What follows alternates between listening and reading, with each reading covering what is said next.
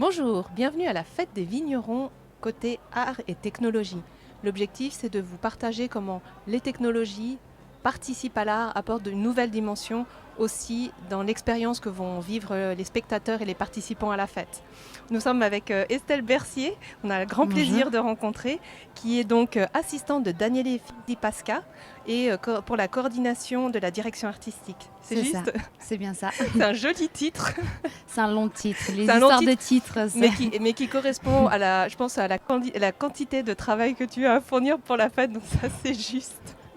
voilà. L'idée c'est qu'effectivement il y a toute cette technologie qui est là. Daniele a dit que c'est une chose qui apportait de la poésie, du rêve, une expérience unique. Comment toi tu vois ça finalement? Parce que tu es tout le temps ici à participer à la fête, tu vois toutes les coulisses. Comment ça se passe? En fait, pour moi, ça a commencé déjà il y a un moment. J'ai commencé avec Daniel en fin 2016. Mhm. Donc, j'ai eu la chance de pouvoir accompagner tous les créateurs et la confrérie au long de tout ce processus de création. Donc, la technologie est venue après. Oui.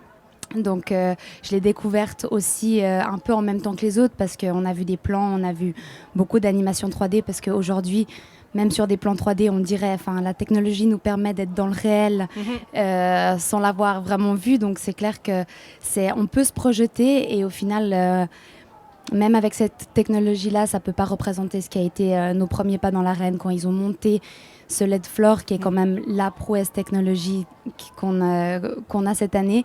Et le son, c'est sûr, la technologie du son, je suis pas du tout branchée de ce côté-là, mais c'est assez incroyable quand on se retrouve immergé dans ce nid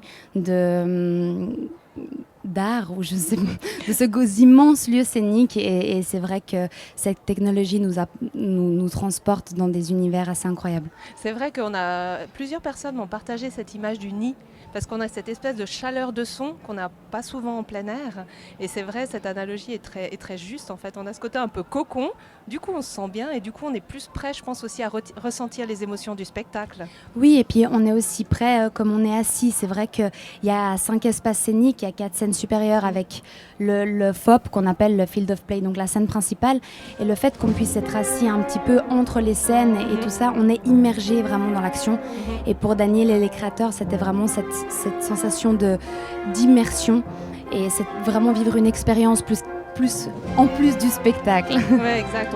En fait, on vit le spectacle. On ne voit pas un spectacle tel que c'est fait. On a la capacité de le vivre. En fait. Oui, et grâce à cette technologie aussi, ça nous transporte vraiment la vidéo, parce qu'il n'y a pas seulement uniquement le Field of Play qui est un écran, il y a aussi 4 écrans sur chaque scène. On est vraiment immergé là-dedans et ça nous transporte dans des dimensions qui sont vraiment extraordinaires. Et on s'arrête souvent à la fête des vignerons. C'est une fête de vieux, je l'entends tous les jours. Hein.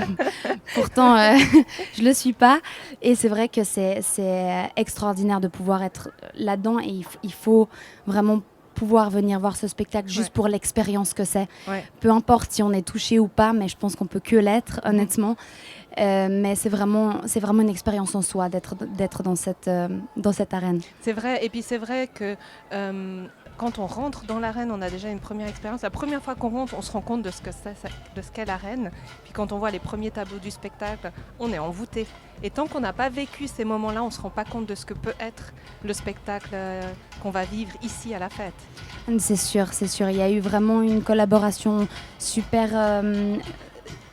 je dirais intime et concentrée entre tous les créateurs, les différents langages, parce que Daniel parle aussi de langage, de couches de lecture d'un spectacle. Ça a été fait aussi très près de la confrérie, donc Daniel a vraiment ouvert la table de la création à la confrérie, parce que c'est pour eux qu'on fait le spectacle, pour les vignerons tâcherons. Il y avait des vignerons assis autour de la table et c'était très important de bilanciare, j'ai envie de dire. À force de parler toutes les langues avec Daniele, je m'en sors plus. De bilancer, ça se dit équilibrer ou balancer. Merci, de balancer. Cet équilibre vraiment entre le côté rêverie, très aérien, très onirique de Daniele, qui nous apporte dans des atmosphères vraiment, voilà, avec des couches de langage différents. On peut vivre le spectacle comme on veut le lire, si c'est par le texte, si c'est par la vidéo, si c'est par les costumes, si c'est par juste l'action et le mouvement qui se passe autour de nous. À chacun est libre de le lire comme il le souhaite, et on garde quand même quelque chose vraiment de très historique, parce que on peut pas quitter l'essence même de la fête, qui est ce côté historique de la fête des vignerons. Donc cet équilibre-là, je pense ils l'ont, parce qu'ils sont plusieurs créateurs, mais trouver, je pense que l'équilibre est vraiment parfait, et ça vaut vraiment la peine de venir voir ça. Oui, c'est juste. Et puis tu évoquais juste avant le côté aérien. J'ai entendu dire que tu avais été une des premières testeuses de la fameuse machine de Jean-Claude qui permet à une femme libellule finalement de complètement traverser l'arène. Est-ce que tu veux nous parler un peu de cette expérience? J'étais un peu pris de coup, parce que j'arrive avec Daniele. Il faut savoir que quand on travaille avec lui, il faut être super polyvalent et s'attendre à tout. Et ça aussi, dans les processus de création, il y a eu plein d'étapes super intéressantes, mais celle-là aussi. J'arrive une fois à l'arène, la libellule n'était pas là, on faisait voler un sac, et puis il me dit non, mais on peut faire voler Estelle. Donc moi, c'est un rêve de gosse, donc j'étais trop contente, mais à la fois j'avais super peur, parce que j'ai hyper peur du vide. Donc on m'attache là en haut, et heureusement j'ai très confiance en Jean-Claude. Donc on m'attache en haut, mais c'est vrai que c'est assez impressionnant de ne pas être attaché beaucoup au final, hein. On a juste un petit harnais qui descend très bas pour pouvoir quand même faire des rotations. Donc il faut qu'il soit attaché bas, sinon ton corps ne bascule pas en avant. Ouais, c'est juste. Donc heureusement j'étais bien, les régisseurs étaient tous extraordinaires, Jean-Claude aussi, et arrivé en haut, c'est clair que la sensation elle est juste magique, il n'y a pas de mots, et en plus de voir ce LED floor depuis en haut, d'être croché, et il y a des scénographies. Il y en a une qui m'a vraiment marquée, c'est quand il y a des larmes volantes, c'est des ballons gonflables en larmes transparentes, et avec la lumière du LED, ça se reflétait dessus en fait, et je parcourais au milieu de ces larmes en volant, et la perception était juste magique. La première chose que j'ai dit à Daniele, déjà, je veux refaire, et en plus de ça, de dire il faut mettre une GoPro pour voir que les gens ils ressentent cette vision-là, parce qu'elle est juste unique, et c'était incroyable. Mais j'avoue qu'au bout de plusieurs fois, au bout d'un moment, on est content de retourner sur Terre. Ouais, quand même. Les gens, c'est pas hyper agréable. Je dois avouer que c'est pas le truc le plus agréable de la Terre, mais c'était une expérience incroyable. Et c'est vrai qu'on se rend pas compte, parce que quand on voit la danseuse qui est juste sublime, qui est gracieuse, on se rend pas compte effectivement de ça. Puis ce qui est très impressionnant aussi, j'ai eu le plaisir de voir l'équipe de Jean-Claude, celle qui est en coulisses, donc qui ne voit pas directement la danseuse, qui sont les personnes qui actionnent en fait les câbles. Mais c'est incroyable, parce qu'ils ont une tension, ils sont concentrés, parce que super coordonnés, parce qu'ils montent et descendent pour pouvoir, parce qu'il y en a un qui règle l'horizontal, l'autre le vertical, donc il faut pouvoir danser ensemble pour arriver à ce vol. Et c'est vrai que c'est assez incroyable, et nous on ressent on a vraiment la sensation de voler, qui est vraiment assez incroyable. Ouais, c'est vrai que ça doit être une magnifique expérience. Puis tu me disais finalement par rapport au poste clé que tu occupes ici à la fête, tu es une des personnes qui voit le plus de choses, parce que t'es multitâche, tu vas jusqu'à voler à travers l'arène. C'est vrai que Daniele, il m'a dit, et ça m'a toujours beaucoup touchée, parce qu'il m'a dit, pour moi, tu as un peu la mémoire de la fête. Et c'est vrai que dans son dire, c'est surtout que je suis là depuis un peu le départ. Il y a eu bien sûr avant toute la rencontre aussi avec Julie Hamelin, sa compagne, avec qui il a dessiné le fil rouge de l'histoire, mais je suis là quand même depuis les premiers... Pas vrai pas, je ne saurais pas comment dire juste, mais... Et j'ai eu la chance de pouvoir vraiment être immergée dans toute cette création. Et vu que Daniele et les équipes de création étaient un peu éparpillées dans le monde, j'étais vraiment un peu les yeux et les oreilles de Daniele, et donc sa représentante ici à Vevey quand il était absent. Et du coup, j'avais affaire à un peu tous les domaines, mais que ça aille de la communication... au merchandising, à même la billetterie, parce que ça avait quand même à voir avec l'espace scénique. Donc, j'étais balancée un petit peu dans tous les secteurs. Donc ça, c'est juste plus qu'enrichissant pour moi qui suis jeune et qui était encore plus jeune il y a 3 ans.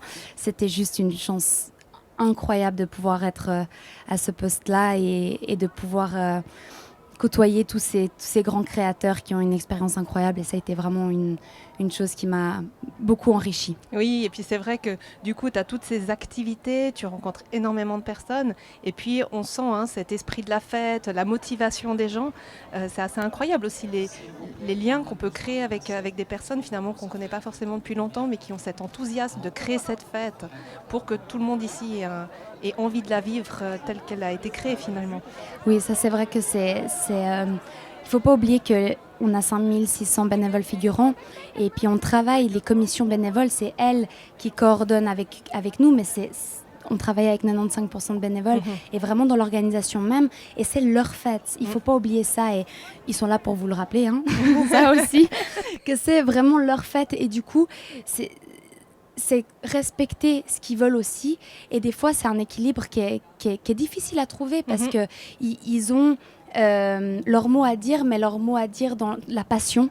Et cette passion-là, ils vous emportent. Et on crée des liens qui sont vraiment, vraiment forts. Moi, les gens de la confrérie, moi, je sais beaucoup d'entre eux et beaucoup de gens des commissions.